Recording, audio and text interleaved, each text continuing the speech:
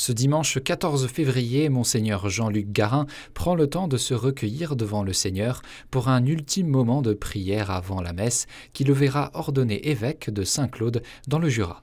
Ce passage de prêtre à évêque, Monseigneur Garin le compare à la Pentecôte. Le jour de la Pentecôte, finalement, l'Esprit Saint fait des disciples de Jésus des vrais apôtres pour partir aux quatre coins du monde annoncer l'Évangile.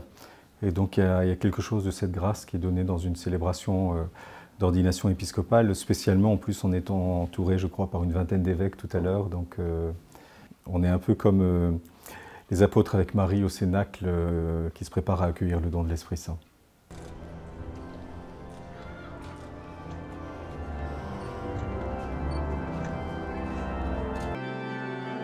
Présidée par Monseigneur Jean-Luc Bouilleret, archevêque de Besançon, la messe a accueilli 350 personnes, évêques, prêtres, diacres, membres de la famille, amis, représentants des paroisses de l'église du Jura et des paroissiens du diocèse de Lille, où Monseigneur Garin fut prêtre pendant 24 ans. Monseigneur Jean-Luc Garin reçoit le diocèse de Saint-Claude pour porter l'Évangile à tous les habitants du Jura. C'est avec grande joie que Monseigneur Bouilleret accueille l'arrivée de Monseigneur Garin dans ce diocèse très rural de Saint-Claude où l'Église doit faire face au vieillissement de la population et à la baisse du nombre de paroissiens.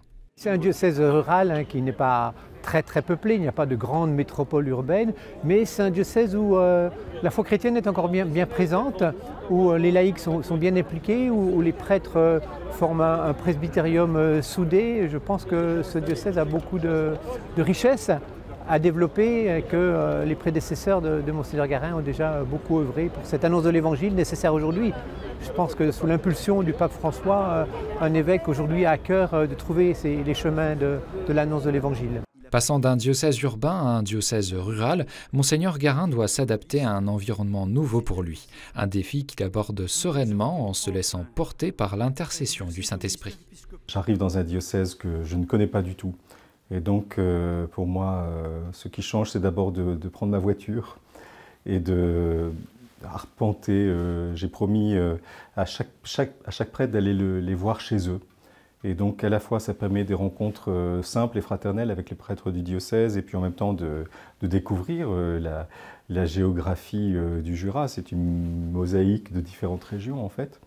Et donc, pour l'instant, ce qui change pour moi, c'est vraiment de cultiver une disponibilité de cœur pour découvrir et pour me laisser conduire.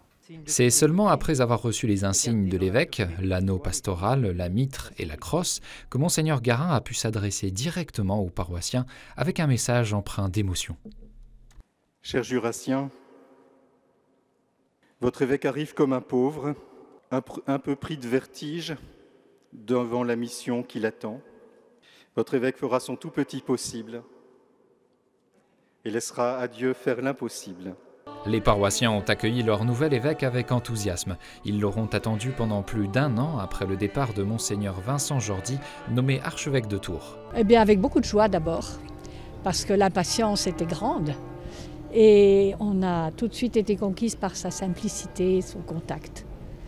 Et la célébration avec autant de monde, autant de prêtres, autant d'évêques, autant de jeunes. Ça, c'est très émouvant. C'est une chance d'avoir un évêque, j'allais dire jeune, qui a l'air d'avoir du tempérament, du peps, enfin, je veux dire, c'est ça qui est bien. Très sympathique, très abordable. Je pense qu'il se plaira ici et je pense qu'il sera bien accueilli, il n'y a aucun problème là-dessus.